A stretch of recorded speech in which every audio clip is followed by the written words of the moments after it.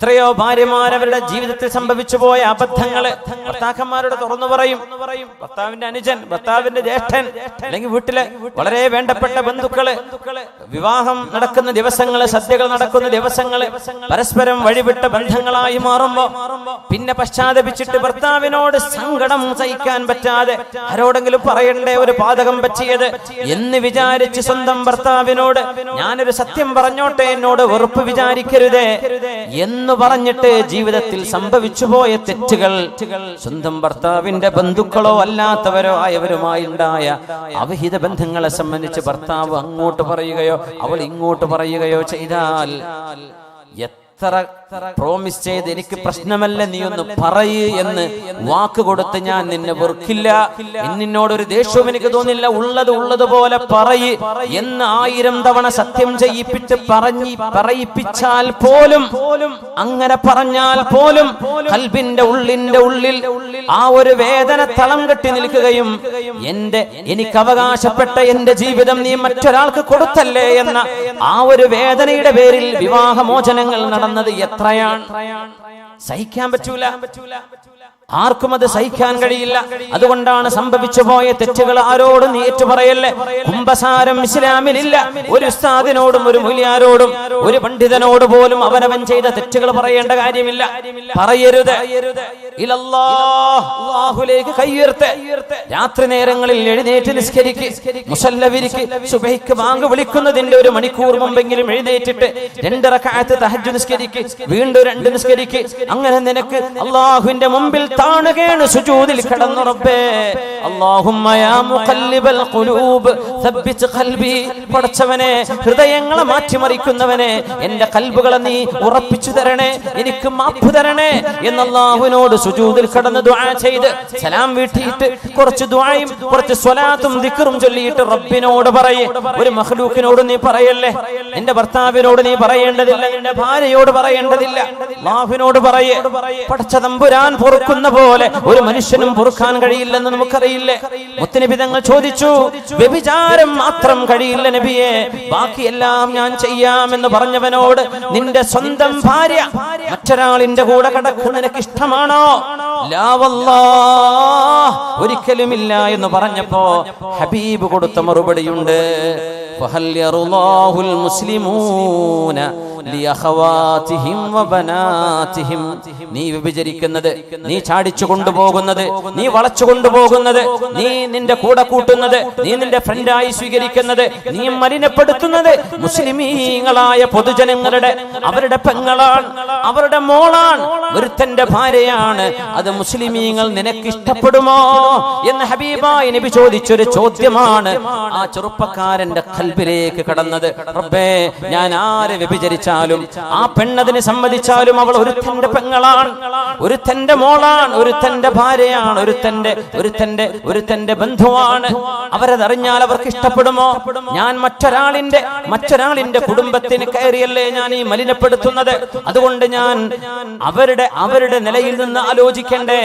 ഞാൻ എന്റെ കുടുംബത്തിൽ എന്റെ പെങ്ങളും എന്റെ ഭാര്യയോ എന്റെ ഉമ്മയോ എന്റെ മകളോ ചെയ്യാൻ ഇഷ്ടപ്പെടാത്തത് മറ്റുള്ളവരുടെ പെങ്ങളെ കൊണ്ട് ഞാൻ ചെയ്യാൻ പാടുണ്ടോ എന്ന് ചിന്തിച്ചിട്ടാണ് അതൂബു യാ റസൂലല്ലാഹി മിനസ്സിനാ, നബിയേ വ്യഭിചാരം എനിക്ക് വേണ്ട നബിയേ, വ്യഭിചാരത്തിൽ നിന്ന് തൗബ ചെയ്യുന്നു നബിയേ. فوضع يده صلى الله عليه وسلم على قلب الرجل, ആ മനുഷ്യന്റെ ഖൽബിലേക്ക്, നെഞ്ചിലേക്ക് ഹബീബ് കൈവച്ചു സല്ലല്ലാഹു അലൈഹി വസല്ലം. ഈമാനിന്റെ കരണ്ട് പാസ് ചെയ്യുകയാണ് ഹബീബിന്റെ കരങ്ങളിലൂടെ. ആ ചെറുപ്പക്കാരന്റെ ഖൽബിലേക്ക് ഈമാനിന്റെ കണക്ഷൻ ആവുകയാണ്. എന്നിട്ട് ഹബീബ് പറഞ്ഞൊരു ദുആയുണ്ട്, അല്ലാഹുമ്മ തുഹിർ സംഅഹു. നബി അല്ലാഹുവിനോട് ദുആ ഇരക്കുന്നു, റബ്ബേ വ്യഭിചാരം ഇഷ്ടപ്പെടുന്ന ഇവൻ, പടച്ചവനെ അല്ലാഹുമ്മ തുഹിർ സംഅഹു, അവന്റെ കേൾവിയെ നീ ശുദ്ധിയാക്കണേ. കാരണം വ്യഭിചാരത്തെ കുറിച്ച് കേൾക്കുമ്പോൾ അതിലൂടെ ആഗ്രഹം വരും. അല്ലാഹുമ്മ തുഹിർ സംഅഹു വബസറ, പടച്ചവനെ അവന്റെ കണ്ണിനെ നീ ശുദ്ധിയാക്കണേ. ഇത് കാണുമ്പോഴാണ് ആഗ്രഹം വരുന്നത്. പച്ചയായ വ്യഭിചാരത്തിന്റെ വീഡിയോകൾ ഇന്ന് ലഭ്യമല്ലേ? പരസ്യമായി ഒരു ലജ്ജയുമില്ലാതെ നാണമില്ലാതെ നഗ്നത കാണിക്കുന്ന എത്ര മനുഷ്യക്കോലങ്ങളായ മൃഗങ്ങളുണ്ട് ലോകത്ത്. എത്ര മൃഗങ്ങളുണ്ട്, എത്ര മൃഗങ്ങൾ, മനുഷ്യക്കോലങ്ങളായ മൃഗങ്ങൾ, നാണം തൊട്ട് തീണ്ടിയിട്ടില്ലാത്തവരെ. അതുകൊണ്ട് കണ്ണുകൾ അഴിച്ചുവിട്ടാൽ ഹൃദയം കൽബ് കൊണ്ട് കണ്ണിലൂടെയാണ് കൽബിലേക്കുള്ള കണക്ഷൻ. കണ്ണെന്താണോ കാണുന്നത് അതാണ് ഹൃദയം സ്വീകരിക്കുന്നത്, അതാണ് നമ്മുടെ ചിന്തകളായി മാറുന്നത്. ആ ചിന്തകളാണ് നമ്മുടെ സ്വഭാവമായി മാറുന്നത്, അതാണ് നമ്മുടെ കർമ്മങ്ങളായി പരിണമിക്കുന്നത്. റബ്ബേ, ഇവന്റെ കാതും കണ്ണും നീ ശുദ്ധിയാക്കി കൊടുക്കണേ. അല്ലാഹുവേ, അവന്റെ ജനനേന്ദ്രിയം നീ ശുദ്ധിയാക്കണേ.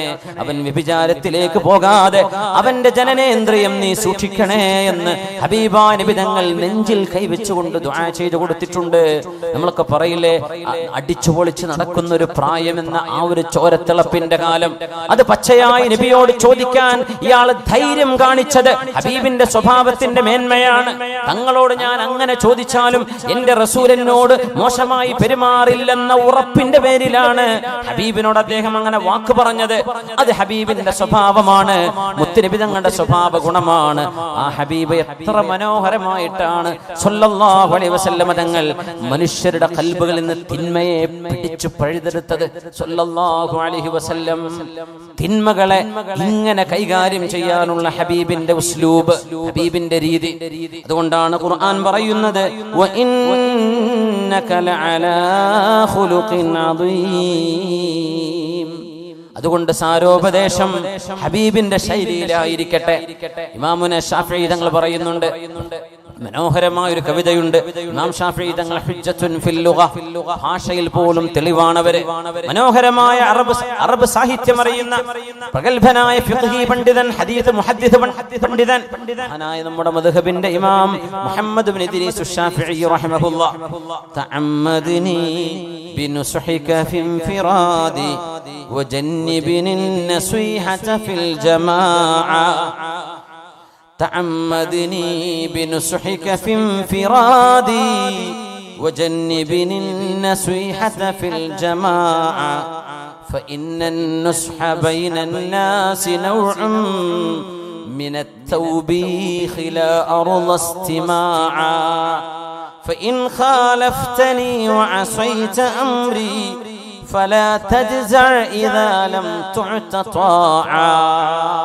ഉപദേശിക്കേണ്ടത് പരസ്യമായിട്ടല്ല, ഉപദേശിക്കേണ്ടത് ഒറ്റക്ക് വിളിച്ചിട്ടാണ്, സ്വകാര്യമായിട്ടാണ്. മാനം കെടുത്തലല്ല വേണ്ടത്. ഗുരുതരമായ തെറ്റ് ചെയ്തവരോട് പോലും പരസ്യമായി പേര് വിളിച്ചല്ല ആക്ഷേപിക്കേണ്ടത്, ഒറ്റക്ക് വിളിച്ചുകൊണ്ടാണ് ഉപദേശിക്കേണ്ടത്. അതാണ് ഇസ്ലാമിന്റെ രീതി. മഹാനായ ശാഫിഈ ഇമാം തങ്ങൾ പറയാണ്, ഫഇന്നൻ നുസ്ഹ ബൈനൻ നാസി നൗഉം മിനത് തൗബീഖ് ലാ അർള ഇസ്തിമാഅ. പരസ്യമായിട്ട് ഒരാളെ ഗുണദോഷിക്കുന്നത് അയാളെ നാണം കെടുത്തുന്നതിന് തുല്യമാണല്ലോ. അതുകൊണ്ട് തഅമ്മദിനി ബിനുസ്ഹിക ഫിൻഫിറാദി, എന്നിൽ എന്തെങ്കിലും തെറ്റ് കണ്ടാൽ നിങ്ങൾ എന്നോട് ഒറ്റക്ക് വന്ന് തിരുത്തണേ. എന്താ, ഒരാൾക്ക് തെറ്റുപറ്റിയാൽ 100,000 ആളുകളുടെ വാട്സപ്പിലൂടെ അത് പോവുക, അവരുടെയൊക്കെ ഫേസ്ബുക്ക് അക്കൗണ്ടിലൂടെ. ഇതിന് തൗബീഖ് എന്നാ പറയാ, നാണം കെടുത്ത നസീഹത്തല്ല. ഉപദേശം ഒറ്റക്ക കൊടുക്കേണ്ടത്.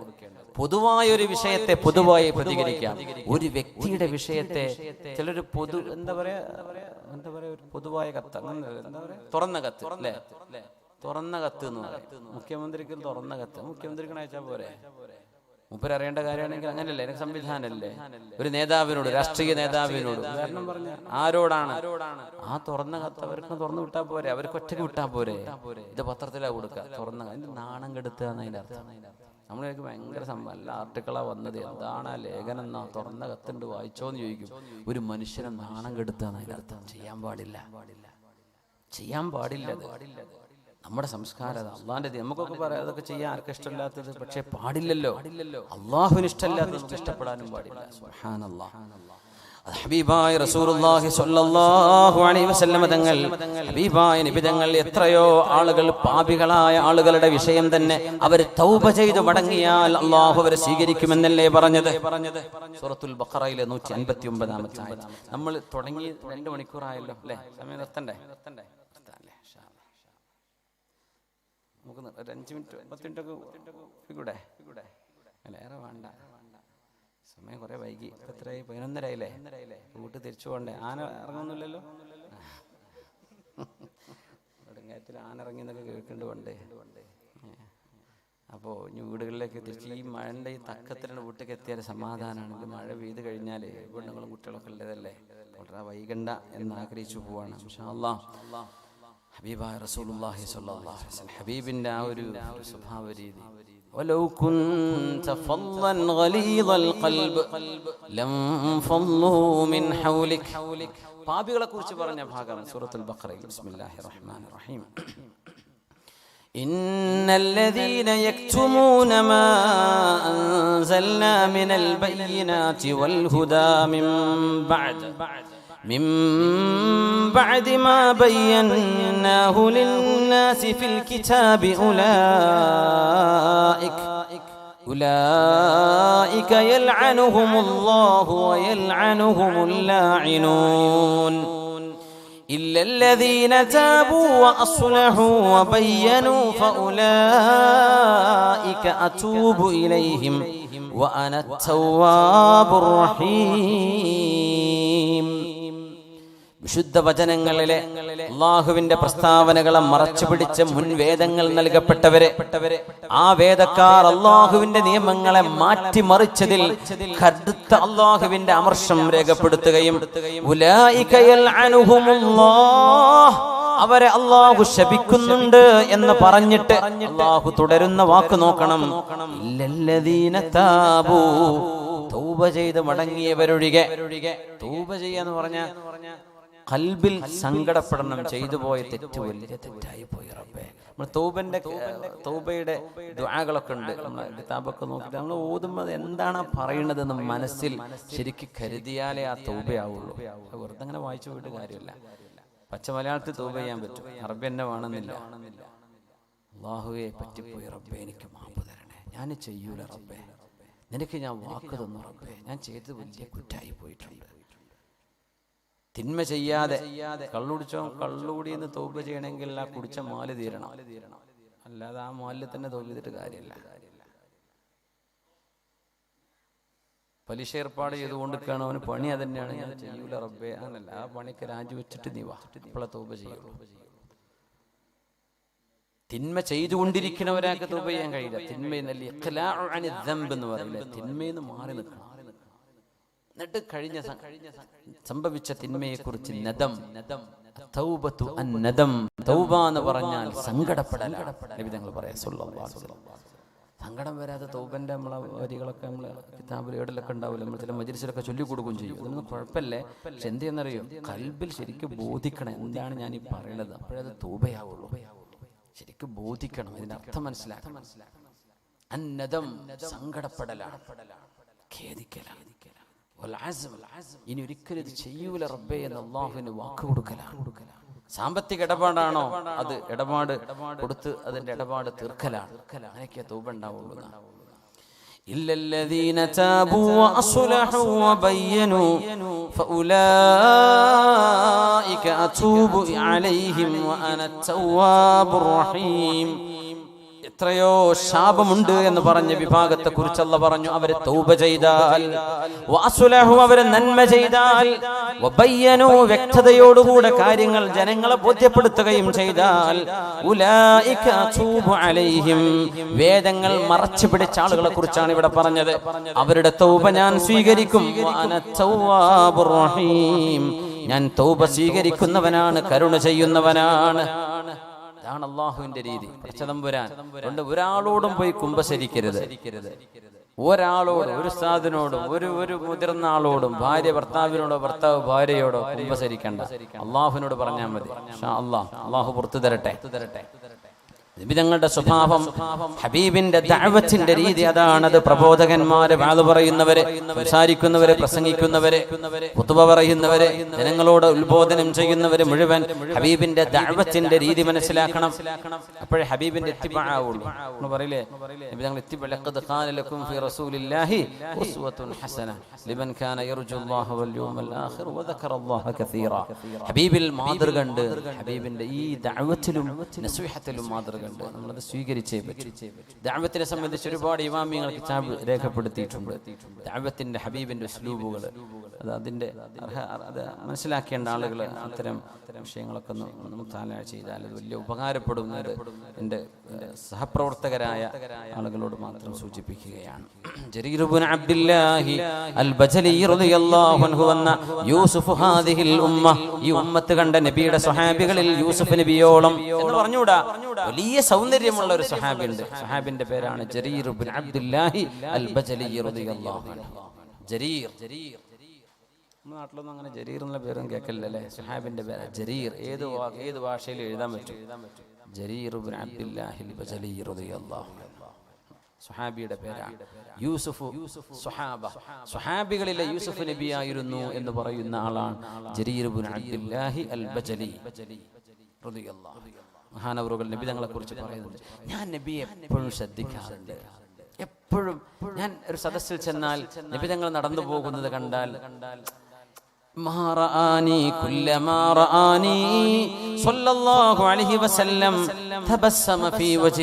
ഞാൻ എവിടെ ചെന്നാലും ഹബീബായ നബി തങ്ങളെ ശ്രദ്ധിക്കാറുണ്ട്.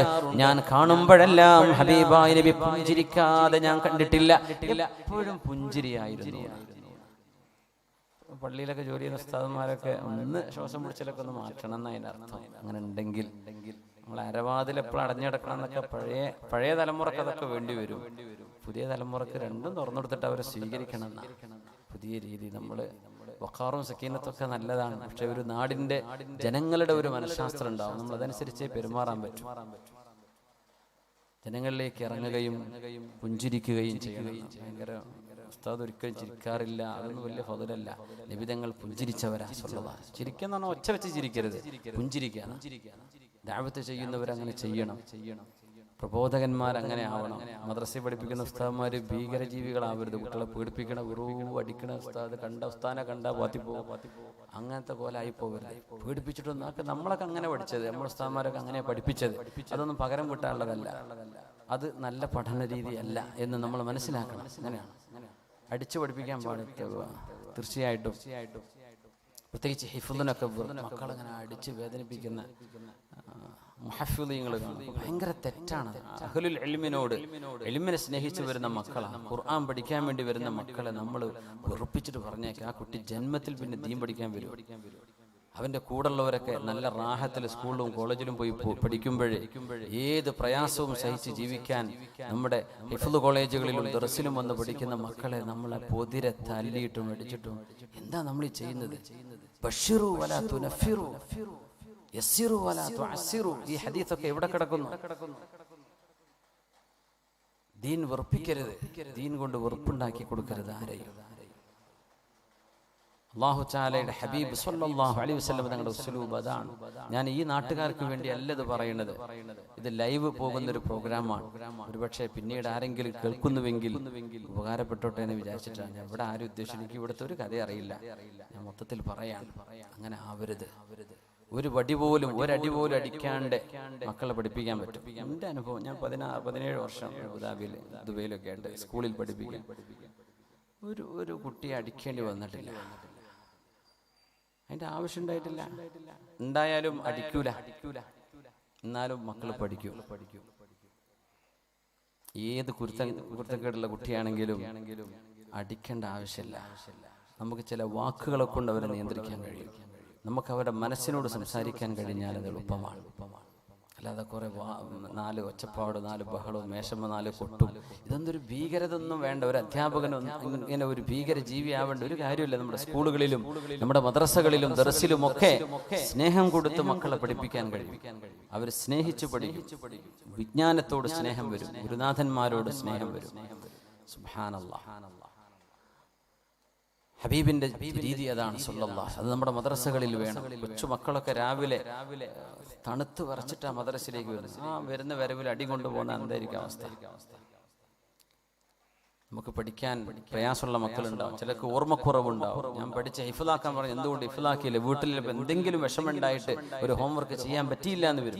അതിന് മറ്റെന്തെങ്കിലും ഒരു ആക്ഷൻ എടുക്കുക എന്നല്ലാണ്ട് ദേഹോപദ്രവം ചെയ്യരുത്. മുത്തനബി തങ്ങൾ തങ്ങൾ പറഞ്ഞു 10 വയസ്സായിട്ട് നിസ്കരിക്കാത്തവരങ്ങൾ അടിച്ചോളിയും. പക്ഷെ നബി തങ്ങൾ ഒരു കുഞ്ഞിനെയും അടിച്ചിട്ടില്ലെന്നതാണ് സത്യം. ഇല്ല അൻ യുഖാതില ഫീ സബീലില്ലാഹ്. അതാണ് റസൂലുള്ളാഹി സ്വല്ലല്ലാഹു അലൈഹി വസല്ലം. ആ ഉസ്ലൂബിലേക്ക് നമ്മുടെ പഠന രീതികൾ മാറി വരണം. നമ്മളൊക്കെ അടി കൊണ്ട്, എനിക്കൊക്കെ അടി കിട്ടിയിട്ടുണ്ട് നിങ്ങളെ പോലത്തൊക്കെ തന്നെ. പക്ഷേ നമ്മൾ തിരിച്ചു കൊടുക്കാൻ വേണ്ടി വാങ്ങിയതല്ല, അത് തിരിച്ചു കൊടുക്കേണ്ട കാര്യമല്ല. നമ്മുടെ ജനറേഷൻ നമ്മൾ മുമ്പുള്ള ഉസ്താദുമാരുടെ ജനറേഷൻ അല്ല, അതാണ് വ്യത്യാസം. അതുകൊണ്ട് ഇത് ദയവ് ചെയ്ത് നമ്മുടെ അധ്യാപക സുഹൃത്തുക്കൾ ആ വിഷയം മനസ്സിലാക്കണം.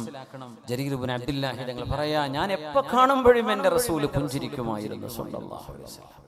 കുല്ലമാ റആനി സ്വല്ലല്ലാഹു അലൈഹി വസല്ലം തബസ്സമ ഫീ വജ്ഹി.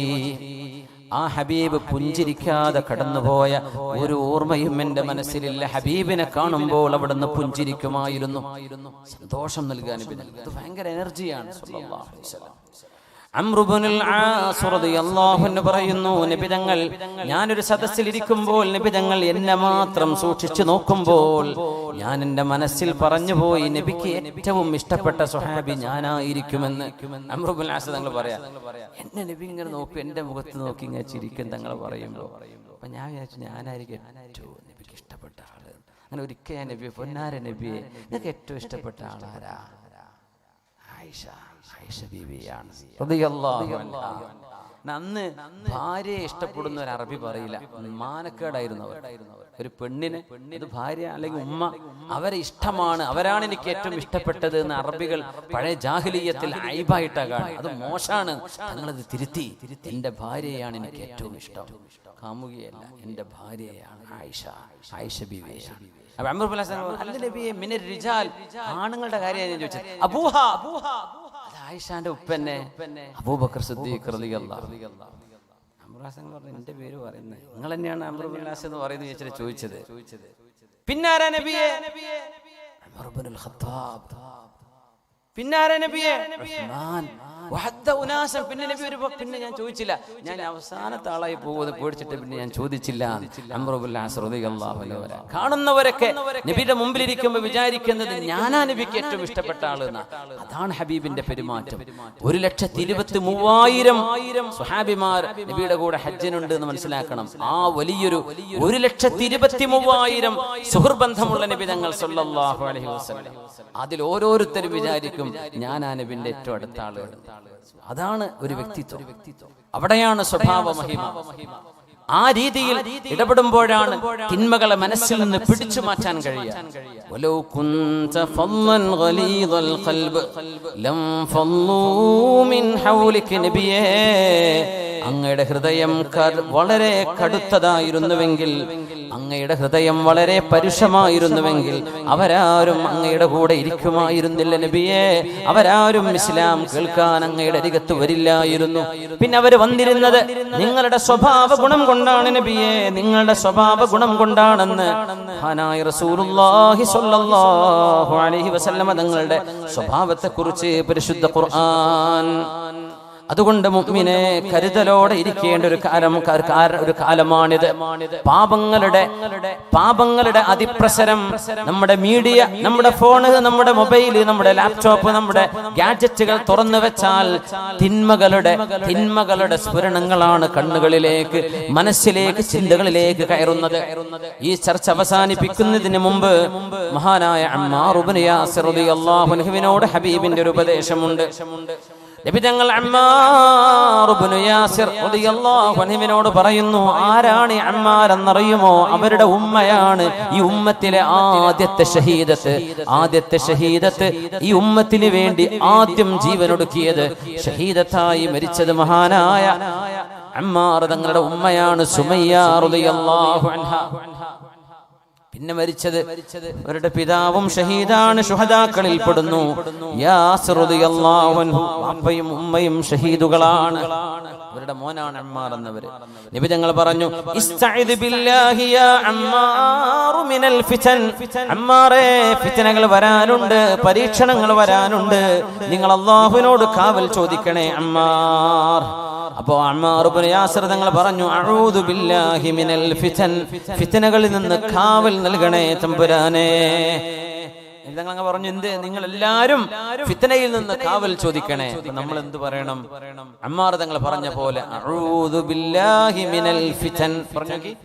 അഊദു ബില്ലാഹി മിനൽ ഫിതൻ, അഊദു ബില്ലാഹി മിനൽ ഫിതൻ, അഊദു ബില്ലാഹി മിനൽ ഫിതൻ. അല്ലാഹുവേ, ഫിത്നകളില്ലാതെ കാക്കണേ നമ്മുടെ നാടുകള്, നമ്മുടെ മഹല്ല്, നമ്മുടെ പള്ളികള്, നമ്മുടെ മദ്രസകള്. അതിന് ഓഹരി വെക്കാതെ, കഷ്ണം വെക്കാതെ, ചുമര് വെക്കാതെ, മനസ്സുകൾക്കിടയിൽ ചുമരുണ്ടാകാതെ ഫിത്നകളില്ലാതെ കാക്കണേ എന്ന് റബ്ബിനോട് ദുആ ഇരക്കണം. ഇന്നത്തെ കാലം അതാണ്. അഊദു ബില്ലാഹി മിനൽ ഫിതൻ. മനുഷ്യന്മാരുടെ തലയിൽ പിശാച് കയറി കളിക്കുന്ന കാലമാണ്. നബി തങ്ങൾ പറഞ്ഞു, യൂഷികു അൻ യകൂന ഖൈറു മാലിൽ മുസ്ലിമി ഗനമുൻ യത്ബഉ ബിഹാ ശഗഫൽ ജിബാലി വമവാഖിഅൽ ഖത്ർ യഫിറു ബിദീനിഹി മിനൽ ഫിതൻ. ഒരു കാലഘട്ടം വരും, ഒരു മനുഷ്യന്റെ ഏറ്റവും നല്ല സമ്പത്ത് അവന്റെ കാറല്ല, അവന്റെ ബൈക്കല്ല. ഒരു കാലം വരും, അവൻ വീട് അടക്കിടക്കുന്ന, പക്ഷെ നമ്മൾ യാത്ര ചെയ്യുന്നു, നമ്മുടെ ബൈക്ക്, നമ്മുടെ വാഹനം, നമ്മുടെ കാറ്, നമ്മുടെ ഭവനം, നമ്മുടെ ബിസിനസ്, ഇതൊന്നും വേണ്ടാത്തൊരു കാലം വരുന്ന. അന്ന് വേണ്ടത് ഒരു കൂട്ടം ആടുകളായിരിക്കും. നബി തങ്ങൾ പറയാം, ആട് എന്തെന്നറിയോ?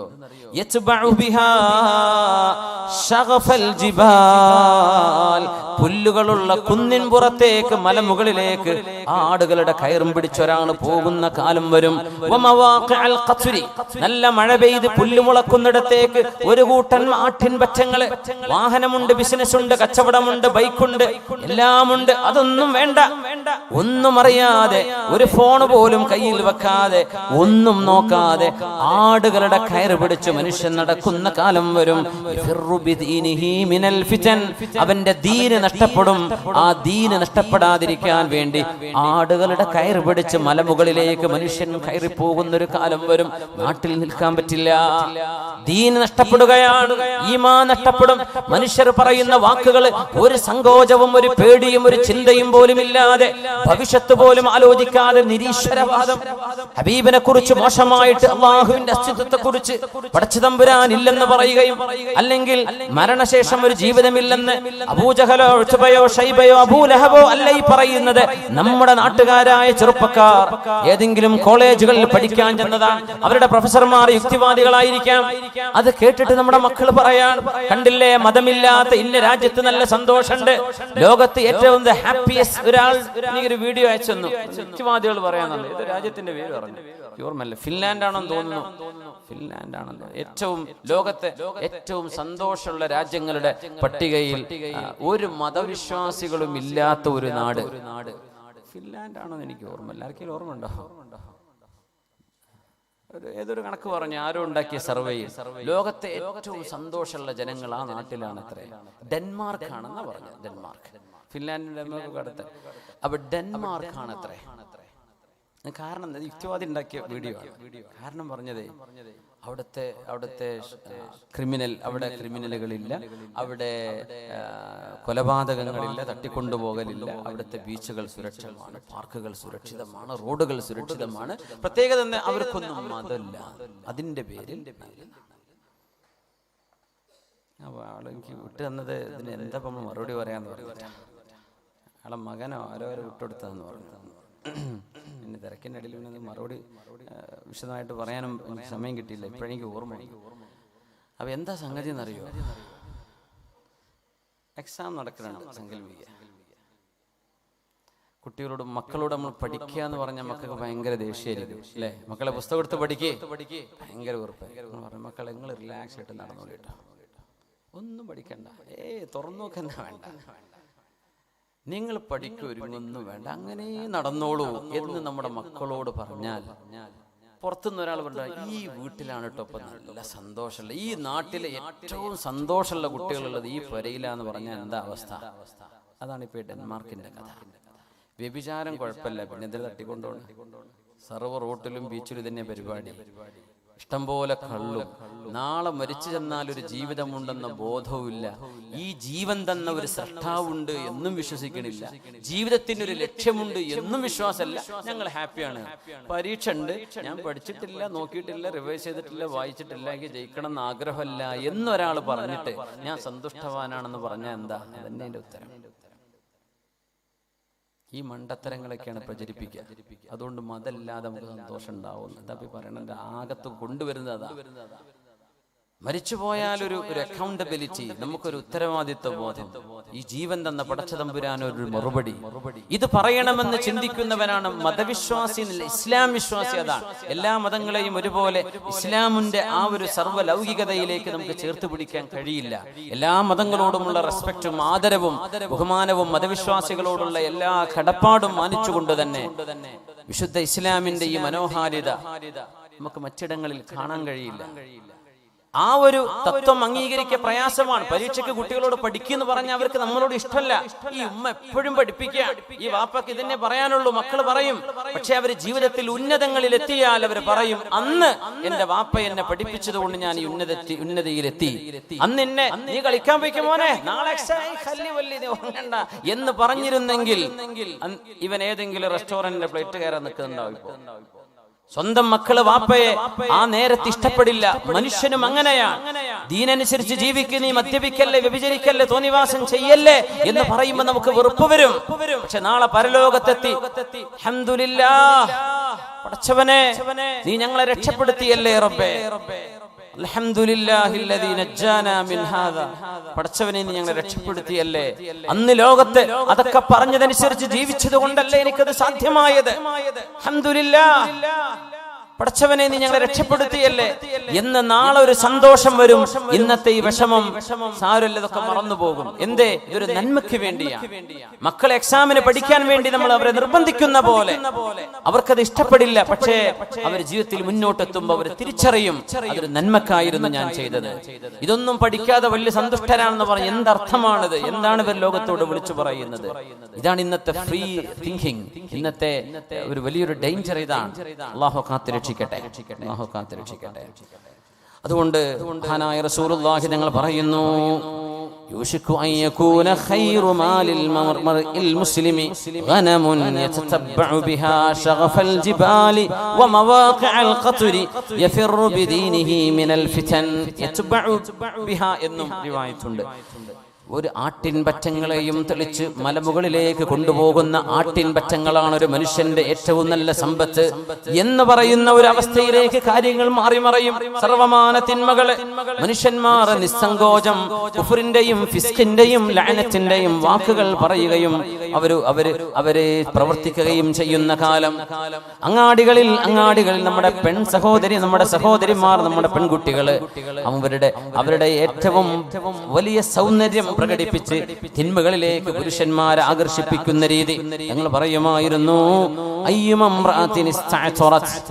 ഏതെങ്കിലും ഒരു പെണ്ണ് അന്യ പുരുഷന്മാർക്കിടയിലേക്ക് ഇടപഴകുമ്പോൾ അത്ര പുരട്ടി ഇറങ്ങിയാൽ, അവര് സുഗന്ധം പൂശി ഇറങ്ങിയാൽ, അവരുടെ ബന്ധുക്കളോ അവരുടെ സഹോദരിമാരായ കൂട്ടുകാരികളോ അല്ല, അന്യ പുരുഷന്മാരിലേക്ക് അവൾ അത്ര പൂശി ഇറങ്ങിയാൽ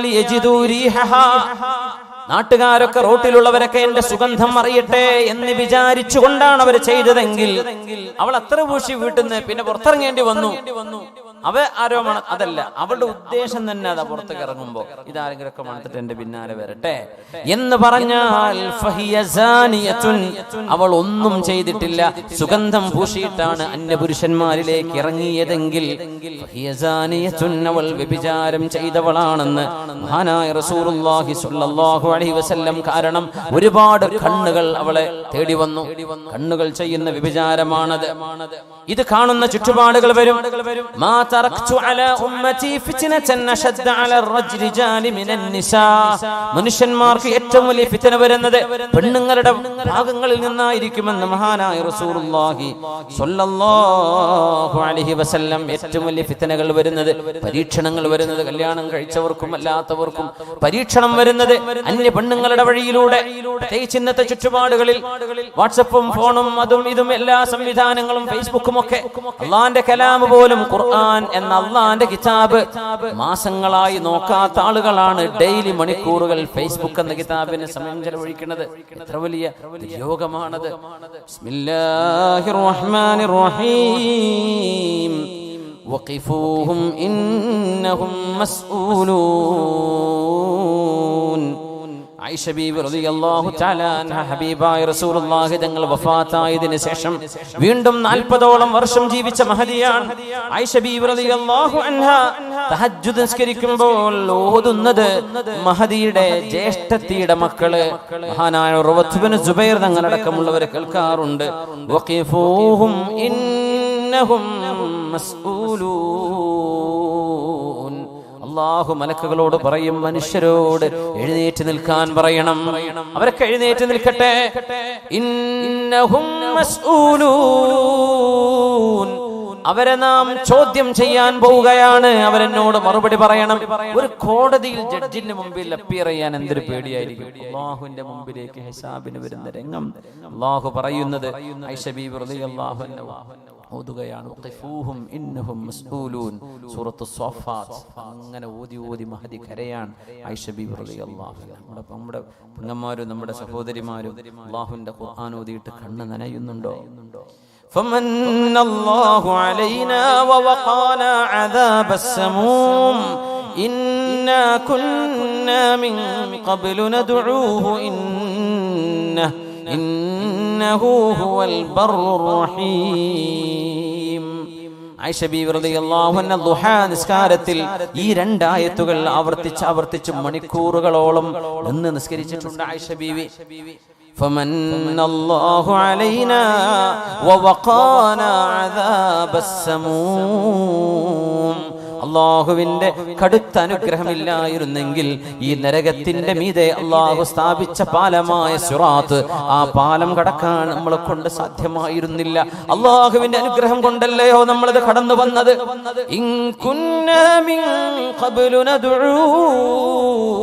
നമ്മൾ അള്ളാഹുവിനോട് ദുആ ഇരക്കുന്നവരായിരുന്നു, റബ്ബിനോട് പ്രാർത്ഥിക്കുന്നവരായിരുന്നു.